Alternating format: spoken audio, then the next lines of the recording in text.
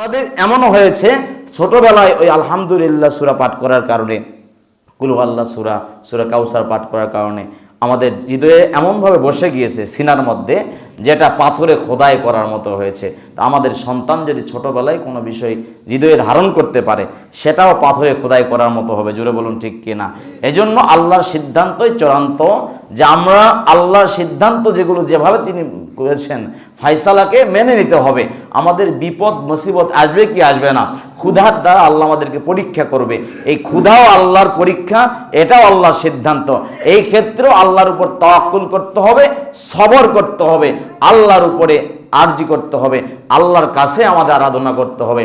ওই আল্লাহ আমাদের বিপদ থেকে হেফাজত করবে ইনশাআল্লাহ। 3 নম্বর পরীক্ষা সূরাতুল বাকারার 155 নম্বর আয়াতে বলেন, ওয়া নাকসিম মিনাল আমওয়াল, তোমার সম্পদ নষ্ট হয়ে যাবে, তোমার সম্পদ নষ্ট হয়ে যাবে, ব্যবসার ক্ষতি হয়ে যাবে, অনেক সময় বাড়ি ঘরও ভেঙে যাবে, অনেক সময় বিভিন্ন শত্রুতার দ্বারা, দুশ্মনের দ্বারা, হিংসুকের হিংসার দ্বারা তোমার ব্যবসা বাণিজ্য ক্ষেত খামারের ক্ষতি হয়ে যাবে, নষ্ট হয়ে যাবে।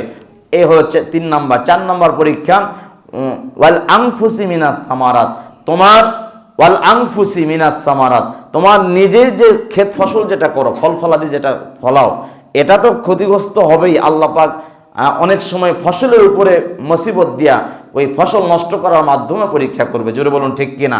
এরপরে ওয়াল আনফুসি, এখানে তাফসিরের মধ্যে ওলামায়ে কেরাম, মুফাসসিরে কেরাম বেশ কয়েকটা ব্যাখ্যা করেছেন। সংক্ষিপ্ত ব্যাখ্যা হলো যে কখনো তোমার বিবি অসুস্থ হবে, কখনো তুমি নিজে অ্যাক্সিডেন্ট করবা, কখনো তোমার সন্তানাদি অসুস্থ হবে, কখনো চতুর্মুখী সমস্যা তোমার সামনে দেখা দিবে।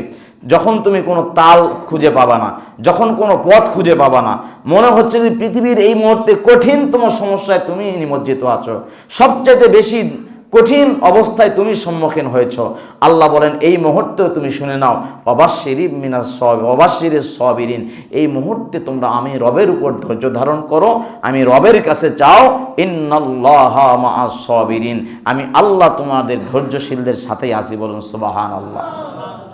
আল্লাহ বলেন আল্লাযীনা ইযা আসাবাতহুম মুসিবা, যখন বিপদ আপদ আসবে তখন মুমিন যারা আছে এরা বলবে ইন্না লিল্লাহি ওয়া ইন্না ইলাইহি রাজিউন। আমরা যেই বিপদেই পড়ে যাই না কেন, এই বিপদের সময় এই দোয়াটা পড়ব, ইন্না লিল্লাহি ওয়া ইন্না ইলাইহি রাজিউন। এর সাথে ছোট্ট আরেকটা দোয়া আছে, আল্লাহুম্মা আজিরনি ফি মুসিবাতি, আল্লাহুম্মা আজিরনি ফি মুসিবাতি, আল্লাহ আমাকে বিপদের সময় তোমার কাছে আশ্রয় চাই, মুসিবতের সময় তোমার কাছে আশ্রয় চাই, আমাকে তুমি আশ্রয় দাও। এই দোয়াটা করতে পারবো না ইনশাল্লাহ?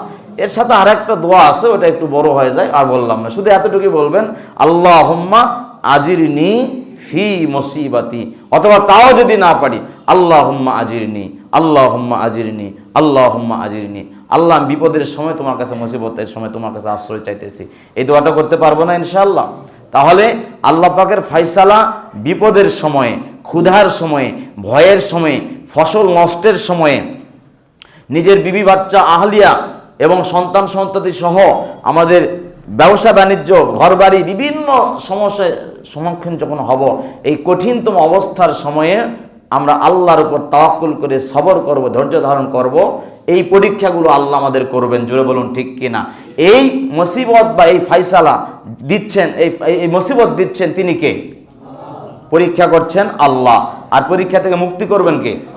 আল্লাহ। আল্লাহ বলেন আমি তোমাকে পরীক্ষা থেকে মুক্তি দান করব, সুতরাং সুম্মা ইলাইনা তুরজাউন, তুমি তোমার এই বিপদ মুসিবতগুলো আমি রবের কাছে ফিরিয়ে নেব, রিটার্ন হয়ে আসবে, কাম ব্যাক করবে। কিন্তু আমি আল্লাহ দেখতে চাই এই কঠিন মুসিবতে কে তোমরা আমি রবের উপর ধৈর্য ধারণ করছো, আর কারা আমার আল্লাহর উপর তাওয়াক্কুল করছো। আর আমি এটাও দেখতে চাই এই তাওয়াক্কুলের পরিবর্তে, ধৈর্যের পরিবর্তে অন্যথায় অন্যভাবে তোমরা কেউ আমাকে দোষারোপ করছো কিনা, এটাও আমি দেখতে চাই।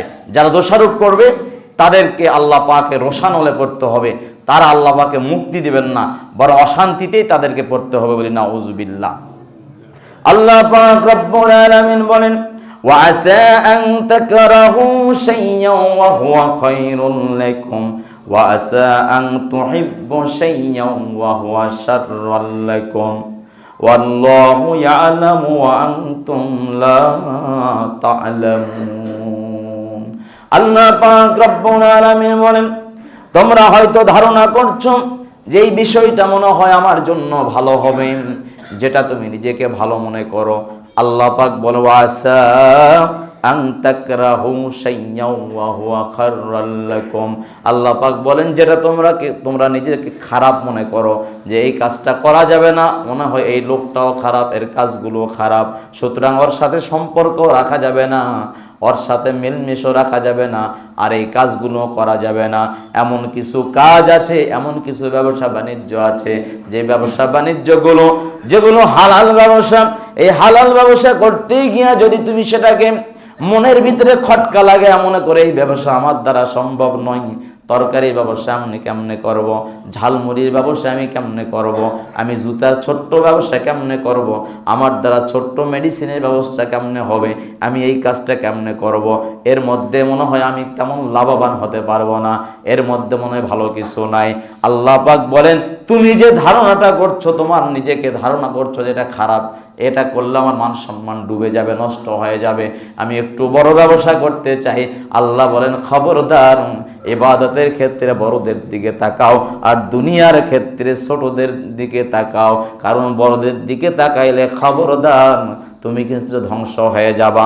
এই জন্য আল্লাহ বলেন তুমি যা জানো তার চাইতে আমি রব তোমার জানার বিষয়গুলো আমি জানি, না জানার বিষয়গুলো আমি জানি। তুমি যেটা মনে করেছো এর মধ্যে মনে হয় অকল্যাণ আছে, খারাপ কিছু নিহিত আছে, আল্লাহ বলেন তুমি যেই ব্যবসাটা করতে চাচ্ছ না, হালাল হওয়ার কারণে ওই ব্যবসার মধ্যে তোমার আমি বরকত রেখে দিয়েছি। বলুন সুবহানাল্লাহ। তুমি যেই লোকগুলোকে খারাপ ধারণা করছো, তুমি জানো না এমন কিছু গুণ ওই লোকটার মধ্যে আছেন যেই গুণটা তোমার মধ্যেও নাই। তুমি যে এই লোকটাকে খারাপ ধারণা করছো, তুমি জানো না এমন একটা ছোট্ট গুণের কারণে ওই লোকটা তোমার ইবাদতের চাইতে অনেক বেশি এগানো আছে। বলুন সুবহানাল্লাহ। সূরাতুল আবাসার মধ্যে আল্লাহ পাকের রাসূল আল্লাহ পাক সাবধান করলেন, আবাসা মাং তাওয়াল্লা।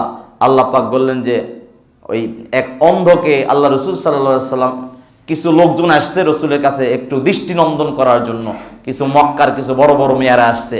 তবু দুনিয়াতেও দেখবেন ওলামায়ে কেরাম যখন কারোর সাথে কথা বলেন, নিকটতম যদি কোনো লোক থাকে তাকে বলে একটু পরে তুমি কথা বলো, কিছু মেহমান আসছে তারপরে কথা। তো রসুল ওই অন্ধ সাহাবী রসুলকে ডাকছিলেন, তো রসুল সাল্লাল্লাহু আলাইহি ওয়াসাল্লাম তাকে বললেন একটু পরে, আর রসুল তার সাথে কথা বললেন না। আর রসুল সাল্লাল্লাহু আলাইহি ওয়াসাল্লাম ওই যে মক্কার কিছু বড়মিয়ারা আসছে, ওই বড়মিয়ারা কথা বলছিল, কিছু সত্য তত্ত্ব দিচ্ছিল, আর রসুল তাদেরকে প্রাধান্য দিলেন। আল্লাহ পাক পছন্দ করলেন না। আবাসা ওয়া তাওয়াল্লা।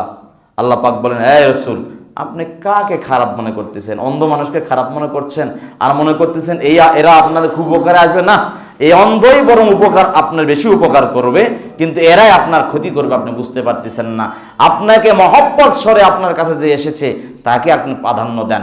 এজন্য দুনিয়ার নিয়ম হলো, আল্লাহ পাক রব্বুল আলামিন বলেছেন খবরদার কারো ব্যাপারে তুমি বদগুমানি ধারণা করার আগে চিন্তা করো যে ওর মাঝে যে বদ ধারণাটা আমি দেখতেছি, ওই বদ ধারণাটা আমার মধ্যে আছে কিনা।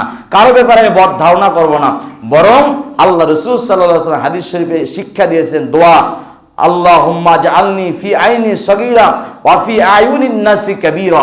আল্লাহ আমার চোখে আমাকে ছোট বানাও, আর মানুষের চোখে আমাকে বড় বানাও। বলি সুবহানাল্লাহ। আমি নিজেকে কোনো ছোট ধারণা করব না, আর অন্যকে কখনো নিজেকে কখনো বড় ধারণা করব না, আর অন্যকে কখনো ছোট ধারণা করব না। অন্যকে বলবো না এই বেটা তোর তো কিছুই নাই, এই বেটা তুই তো গরিব, এই বেটা তুই তো মানে তোর বিভিন্ন হীনমন্যতা যেটা আছে, কাউকে নিয়ে ছোট কোনো ব্যাখ্যা আলাপ করা যাবে না, কাউকে ছোট ধারণাও করা যাবে না। এজন্য অন্যকে সবসময় বড় ধারণা করব, আর নিজেকে ছোট ধারণা করব। আল্লাহ পাক এটাই বলেন, তুমি যে ব্যাপারে ধারণা করছো যে এটার মধ্যে খারাপ আছে, কিন্তু আমি আল্লাহ তো সেটার ব্যাপারে ভালো রেখে দিয়েছি। সুতরাং আল্লাহর উপর তাওয়াক্কুল করে খারাপটাকে শুরু করো, আল্লাহ ভালো কিছু দান করবেন। বলে সুবহানাল্লাহ। আর আল্লাহ বলেন, আর যেটার ব্যাপারে তুমি ধারণা করছো যে মনে হয় এর মধ্যে ভালো কিছু আছে, এটাই শুরু করি। একজন অনেক বড় ব্যবসা শুরু করলা, জায়গা জমি বেচে কিনে আলুর ব্যবসা শুরু করলা। গতবার আলু যারা কিনে রাখছো লাভ করছে, এইবার মনে করছে আলুর ব্যবসাতে লাভ বেশি হবে, ইচ্ছা মতো আলু লাগাচ্ছে সব চাষিরা, মনে করেন তাই আলুতে ধরা খাইছে। জোরে বলুন ঠিক কিনা? আল্লাহ পাক বলেন তুমি যেটা মনে করছো আলুর বীজের দাম যদি 4,000, 4,500, 5,000 হয়, আলু লাগালেই লাভ। আল্লাহ বলেন তুমি যেটা চাক্ষুষ লাভ দেখতেছো, আমি তো সেটা লাভ দেখতেছি না, ওর মধ্যে লস আছে। বরং তুমি যেটা মনে করতেছো হলুদের দাম এই মুহূর্তে একটু কম, পরে মনে লাভ বেশি হবে না। তুমি মনে করতেছো সরিষার দাম তো এখন কম, পরে মনে লাভ হবে না। কিন্তু যারা সরিষা লাগিয়েছে, যারা হলুদ লাগিয়েছে, যারা কচু লাগিয়েছে, এরাই লাভবান। আর আলু আলাদের কপালে হাতে, এবার জোরে বলুন ঠিক কিনা। আল্লাহ বলেন যে সুতরাং তুমি যেটা মনে করতেছো এর মধ্যে মনে হয় ভালো, আল্লাহ বলেন না, ওর মধ্যে তো খারাপই থাকতে পারে। জোরে বলুন ঠিক কিনা। আল্লাহ বলেন আমি যা জানি তোমরা তা জানো না। সুতরাং আমার উপর তাওয়াক্কুল করো আর আমার ফয়সালা মেনে নাও, আমার সিদ্ধান্তকে তোমরা মেনে নাও, তোমরা সফল কাম হবা। বলি সুবহানাল্লাহ। আল্লাহ পাক রব্বুল আলামিন বলেন মা আসাবাকা মিন হাসানাতিন ফামিনাল্লাহ ওয়া মা আসাবাকা মিন সাইয়্যাতিন ফামিন নাফসিকা। আল্লাহ পাক বলেন সূরাতুন নিসার ৭৯ নম্বর আয়াতে বলেন দুনিয়াতে যা কিছু ভালো হয় সব কিছু ভালোগুলো আল্লাহ তার রহমত থেকে তোমাদেরকে দান করেন। বলি সুবহানাল্লাহ। আর দুনিয়াতে যদি কোনো খারাপই তোমার সামনে তোমার নিজের দ্বারা হয়, ওই খারাপির কারণে তোমার নিজের কারণেই তুমি ক্ষতিগ্রস্ত হও। বলি নাউজুবিল্লাহ। তার মানে আমার যদি কোনো ব্যবসায় লস মস হয়, আল্লাহর পরীক্ষা, তবে এর অন্তরালেও কোনো না কোনো কারণ থাকে, সেটা নিজের হাতের কারণে। আল্লাহ পাক বলেন জাহারাল ফাসাদু ফিল বাররি ওয়াল বাহরি বিমা কাসাবাত আইদিন নাস। জলস্থলে যা কিছু হয় সবই বান্দার দুহাতের কামাই। এজন্য আল্লাহ রাসূল বলেছেন যে ওয়ারদা বিমা কাসামাল্লাহু লাকা তাকুন আগনান নাস। আল্লাহ পাক বলেন আল্লাহর সিদ্ধান্তকে, আল্লাহর ফয়সালাকে তোমরা মেনে নাও, তাহলে তুমি আসল ধনী হতে পারবা। বলুন সুবহানাল্লাহ। তাহলে আল্লাহর সিদ্ধান্তকে যদি মেনে নেই, তাহলে দুনিয়ার ধনী যদি নাও হতে পারি, আখিরাতের ধনী হতে পারবো ইনশাআল্লাহ। তাহলে আল্লাহর হুকুম ৫ ওয়াক্ত নামাজ, মাহে রমজানের রোজা, শরঈ পর্দা, ধনবানদের যাকাত, ধনবানদের হজ এবং পারস্পরিক মানুষের সাথে লেনদেন আচরণ ভালো করা, মা বাবার খেদমত করা, এগুলো হলো প্রকাশ্যে হালাল এবং ফরজ পরিমাণ কাজ। জোরে বলুন ঠিক কিনা। এরপরে সুন্নতের কাজ করা। এরপরে আমি এই আয়াতে, এই হাদিসের আলোকে মুহাদ্দিসিন কেরামগণ বলেন এই হাদিসে 2টা উপদেশ। একটা উপদেশ হলো তুমি আল্লাহ যা তোমাকে দান করেছেন, যেমন টাকা পয়সা, জমি জমা, ঘর বাড়ি, যেটাই তোমাকে দান করছেন, এই যতটুকু পেয়েছো তার উপরে তুমি সন্তুষ্ট থাকো। হালাল পন্থায় আল্লাহর উপর তাওয়াক্কুল করে যা পেয়েছো সন্তুষ্ট থাকো, আল্লাহ তোমাকে আখিরাতে সন্তুষ্টি দিবেন। বলেন সুবহানাল্লাহ। 2 নাম্বার, আল্লাহর ইবাদত যতটুকু করতে পারো আল্লাহকে খুশি করার জন্য ঠিক ততটুকুই নেক আমল করতে থাকো, আর বদ আমল একেবারে বাদ দিয়ে দাও। যা করো আল্লাহর সন্তুষ্টির জন্য করো। মানুষকে দান করতেছো, মানুষের সাথে শত্রুতা করতেছো, মানুষের সাথে ভালো আচরণ করছো, মানুষের সাথে খারাপ আচরণ করছো, যা কিছু করতেছো প্রথম চিন্তা করবা আল্লাহ খুশি কিনা। আল্লাহ যদি খুশি থাকে বাস আল্লাহ তোমার উপর খুশি থাকবে, তুমি আল্লাহর উপর খুশি থাকবা, আল্লাহ তোমাকে কবুল করে নেবেন ইনশাআল্লাহ। আর এই হাদিসের আলোকে 3টা কাজ করতে হবে। জগৎ হলো 3টা। একটা জগৎ হলো যেই জগতে কোনো দুঃখ নাই, বেদনা নাই, যাতনা নাই, সেই জগৎটার নাম হলো জান্নাতের জগৎ, জান্নাতের জীবন। বলে সুবহানাল্লাহ।